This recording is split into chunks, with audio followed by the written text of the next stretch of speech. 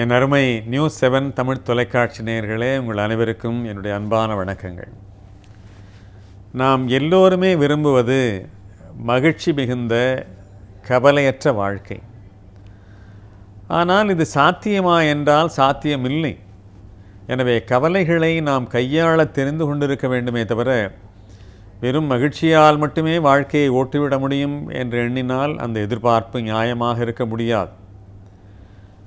ஒரு ஆச்சரியமான மனித மனத்தை இயல்பை சொல்லுகிறேன். உங்களுக்கு கூட அந்த கருத்திலே உடன்பாடு ஏற்படும் என்று நம்புகிறேன்.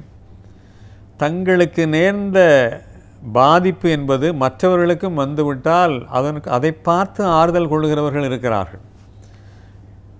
இதை சொல்லும் பொழுது ஒரு மனித இனத்தையே ஒரு தரம் கீழே கொண்டு போய் நிறுத்துகிறதை போல இருக்கும். ஆனால் ஒரு எளிய உதாரணம் ஒன்றை சொன்னால் இது உண்மைதான் என்பதை நீங்களும் ஏற்றுக்கொள்வீர்கள். எந்த வகையில் என்றால், ஒருவருடைய வீட்டிலே மின்வெட்டு ஏற்படுகிறது. உடனே அவர் என்ன செய்கிறார்?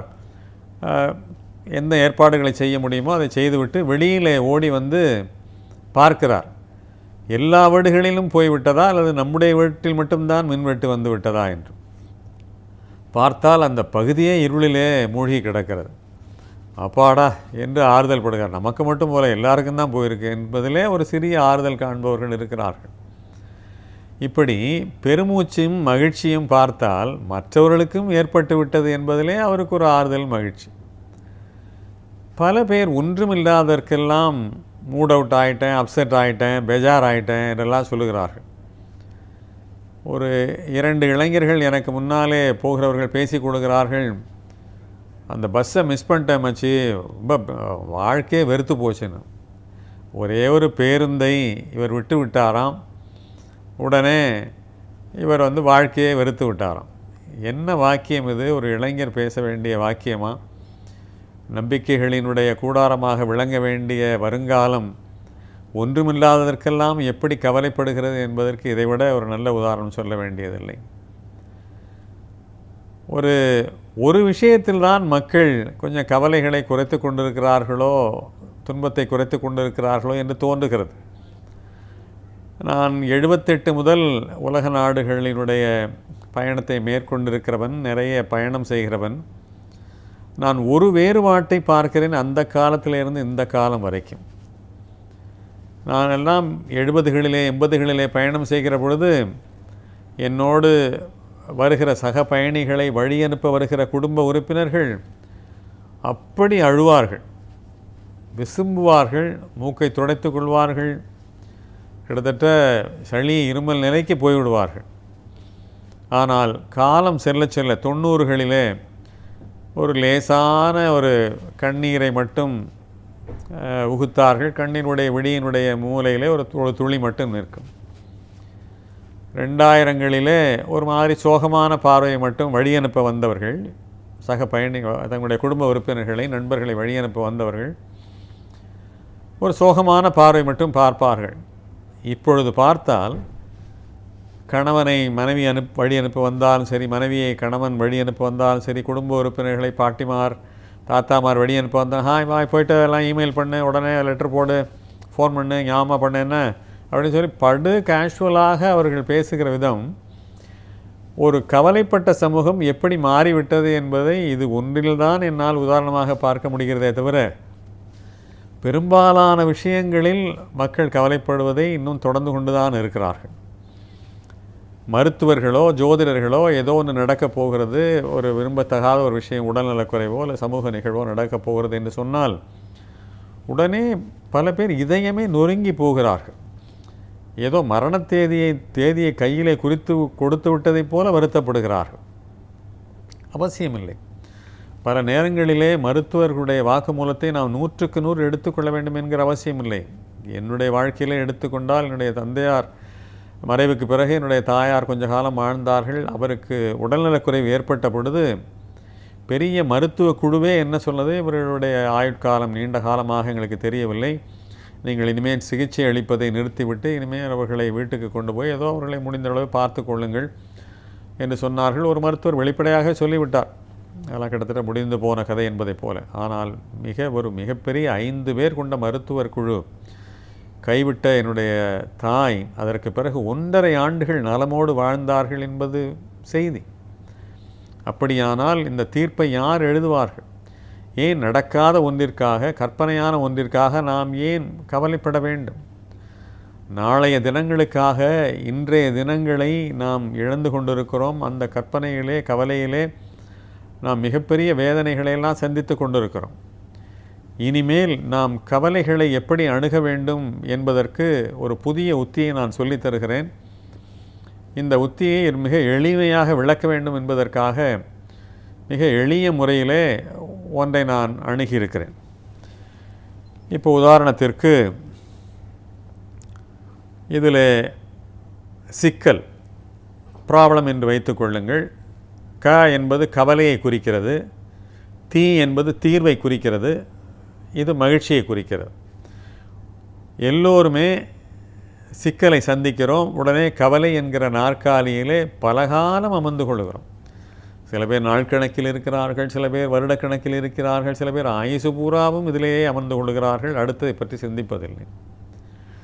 சிக்கலுக்கு ஏதோ ஒரு வகையிலே தீர்வு காணுகிறோம், தீர்வு காண முடியாமல் இருக்கின்றன. தீர்வு கண்ட பிறகு உடனே மகிழ்ச்சி என்ற நாற்காலிக்கு போய் நாம் அமர்ந்து விடுகிறோம். மகிழ்ச்சி இல்லாவிட்டாலும் கூட இயல்பான நிலை என்கிற நிலையை நோக்கி நாம் நகர்ந்து விடுகிறோம். இதுதான் நாம் சந்திக்கிற முறையாக இருக்கிறது. இதில் சின்ன சின்ன கிளை நாற்காலிகள் வேண்டுமானால் இருக்கலாம், ஆனால் அடிப்படை செய்திகள் என்பவை இவைதான். இந்த சிக்கலை நாம் எதிர்கொண்டதுமே கவலை என்கிற நாற்காலியிலே நாள்பட இருப்பதை நாம் தூக்கி எறிய வேண்டும். நான் இப்பொழுது ஒன்றை செய்ய போகிறேன், தூக்கி எறிய போகிறேன், தூக்கி எறிந்து விட்டேன். சிக்கல் என்று வந்ததுமே என்ன தீர்வு என்று தான் நம்முடைய மனம் சிந்திக்க வேண்டுமே தவிர, நாம் கவலை என்கிற நாற்காலியிலே போய் அமர்ந்து கொண்டு எந்த விதமான செயலையும் செய்யாமல் உடல்நலனை கெடுத்து கொண்டு அடுத்தடுத்து வரக்கூடிய சிக்கல்களையும் எதிர்கொள்ள முடியாமல் நாம் இருக்கக்கூடாது. எனவே நாம் எந்த சிக்கலை சந்தித்தாலும் இதற்கு என்ன தீர்வு? ஒவ்வொன்றிற்கும் தீர்வு இருக்கிறது. தீர்வே இல்லாத கவலைகள் என்பவை மிக மிக குறைவு, நாம கற்பனை செய்து கொள்கிறோம். எனவே சிக்கலை எதிர்கொண்டதுமே நாம் தீர்வை நோக்கி சிந்திப்போம். அந்த தீர்வுகளை நாம் ஆழ்ந்து சிந்தித்தால், கிளை சிந்தனைகளோடு சிந்தித்தால் அவற்றை வென்று வெளிவருவதற்கான சாத்தியக்கூறுகள் நிறைய இருக்கின்றன. எனவே நாம் இந்த முறையை வேறு வகையில் சொன்னால், கையிலை உயர்த்தி பிடிப்பதென்றால் சிக்கல், கவலை, தீர்வு, மகிழ்ச்சி, இந்த முத்திரை வேறு. இந்த முத்திரை இதுவரை யாரும் பிடித்திருக்க மாட்டார்கள். எனவே இந்த நாற்காலியை நீங்கள் மறந்துவிட்டால் கூட இந்த 3 விரல்களையும் மனதிலே கொள்ளுங்கள். எது வந்தாலும் நான் இது எப்படி வென்று வெளிவருவோம் என்பதை நாம் சிந்திக்க வேண்டும். பல நேரங்களிலே சூழ்நிலைகள் என்பவை நம்முடைய கட்டுப்பாட்டிலே இல்லை. நம்முடைய கட்டுப்பாட்டிலே இல்லாத விஷயங்களை நாம் அணுகுமுறைகள் மூலமாகத்தான் நாம் மாற்றிக்கொள்ள வேண்டியிருக்கிறது, எதிர்கொள்ள வேண்டியிருக்கிறது. இந்த 4 நிலைகள் என்கிற நிலைமை நாம் வளர்க்கப்பட்ட விதத்தினாலே நமக்கு இப்படி சொல்லித்தரப்பட்டது. சிக்கல் வந்ததும் கவலைப்பட வேண்டும் என்றெல்லாம் நாம் கற்றுக் கொடுக்கப்பட்டிருக்கிறோம். இது அவசியமில்லை. எனவே நாம் இந்த 4 நிலைகளிலிருந்து மாறி சிக்கலை எதிர்கொண்டதுமே என்ன தீர்வு, என்ன தீர்வு, என்ன தீர்வு. ஸோ ப்ராப்ளம், வரி, சொல்யூஷன், ஹாப்பினஸ் அல்லது இயல்பு மனநிலை என்கிற 4 நிலையிலே நாம் தீர்வு காண வேண்டும், தீர்வை நோக்கி நகர வேண்டும்.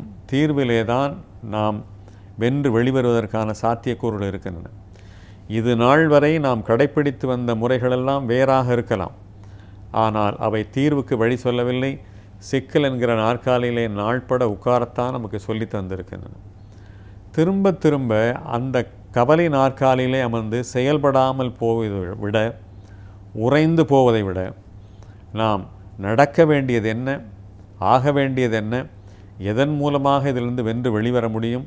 நான் ஏற்கனவே சொல்லியிருக்கிறேன், எந்த ஒரு கவலையும் நாம் பூதாகாரமாக நாமே ஆக்கி கொண்டால் நாம் எதிர்கொள்வதற்கு மிக கடினமாக ஆகிவிடும். எனவே தீர்வுகள் 10% தீர்வுகள், 20% தீர்வுகள், 30% தீர்வுகள், 40% தீர்வுகள், 50, 60 முழுமையான தீர்வுகளெல்லாம் இருக்கின்றன. எனவே நாம் இனிமேல் நிச்சயமாக உறுதியாக நீங்கள் நினைக்கலாம், ரொம்ப சுலபமாக அவர் வந்து சொல்லிடுறாருன்னு சொல்லி. ஒரு ப்ராசஸை ஸ்கிப் பண்ணுறது ஒன்று தான் இன்றைய நவீன முறைய அணுகுமுறைகளாக இருக்க முடியும். அதுதான் இன்றைக்கு சரிப்பட்டு வரும். ஆக நாம் நம்முடைய வாழ்க்கை பார்வைகளை மாற்றிக்கொள்வதன் மூலமாகத்தான் சிக்கலிலிருந்து நாம் விடுபட முடியுமே தவிர, கவலைப்பட்டு ஆகப்போவதென்ன, அதை பிரம்மாண்டமாக ஆக்கிக்கொள்வதன் மூலமாக நன்மை என்ன? எதுவுமே இல்லை. மருத்துவர்கள் சொல்லிவிட்டார்கள் கவலைப்படுவதன் மூலமாக உடல்நலம்தான் கெடுகிறது என்று. அப்படியானால் நாம் இதுவரைக்கும் பின்பற்றி வந்த முறைகளையெல்லாம் தூக்கி எறிந்துவிட்டு சிக்கலிலிருந்து நேரடியாக தீர்வுக்கு மாறி, தீர்விலிருந்து மகிழ்ச்சி நிலைக்கு மாறி அல்லது இயல்பு நிலைக்கு மாறி நாம் கவலைகளை அணுகினால் நாம் இதை வென்று வெளிவர முடியும். சொல்வதற்கு சுலபமாக இருந்தாலும் கூட முயன்று பார்க்க வேண்டும். நான் இந்த முறைகளெல்லாம் பின்பற்றி இதன் மூலமாக நான் வெளிவந்து கொண்டிருக்கிறேன். நான் சொல்வதெல்லாம் நடைமுறையான யோசனை. நம்முடைய மனித மனம் எதையுமே உடனுக்குடன் மறுப்பதற்கான காரணங்களை தேடுமே தவிர ஏற்றுக்கொள்வதற்கான காரணங்களை எளிதிலே ஒப்புக்கொள்வது இல்லை. ஆனால் அப்படி இல்லாமல் எந்த ஒன்றையும் பின்பற்றி பார்த்துவிட்டு அதற்கு பிறகு நிராகரிக்க வேண்டும். எடுத்த எடுப்பிலே மனத்தளவிலே நிராகரித்து விடக்கூடாது. தமிழர்களிடத்திலே நான் பார்க்கிற மிகப்பெரிய ஒரு வருத்தம் என்னவென்றால், குறை என்னவென்றால், இவன் என்ன சொல்வது, நான் என்ன கேட்பது என்கிற மனோபாவத்தோடு தான் பெரும்பாலானவர்கள் இருக்கிறார்கள். ஆனால் உலக சமுதாயம் அப்படி இல்லை. ஒவ்வொரு மனிதனிடமிருந்தும் என்ன தெரிந்து கொள்ளலாம், என்ன கற்றுக்கொள்ளலாம், எப்படி எலிமினேஷன் தியரி என்று சொல்லப்படுகிற நம்மிடத்திலே இருக்கிற குறைகளை எப்படி நீக்கிக் கொள்ளலாம் என்கிற பார்வையோடு தான் உலகம் பார்க்கிறது. எனவே முயன்று பாருங்கள். மீண்டும் நினைவிற்காக சொல்லுகிறேன், இப்பொழுது சேர்ந்து கொண்ட நேயர்களுக்காக சொல்லுகிறேன், சிக்கலுக்கு பிறகு தீர்வு தானே தவிர இடையிலே கவலை இல்லை. அதிலே இருந்து மாறினால் மகிழ்ச்சியை நாம் தொட முடியும். மகிழ்ச்சியினுடைய உச்சத்தையே தொட முடியும். கவலைகளை வென்று வெளிவர முடியும். மீண்டும் சந்திப்போம் நண்பர்களே. வணக்கம்.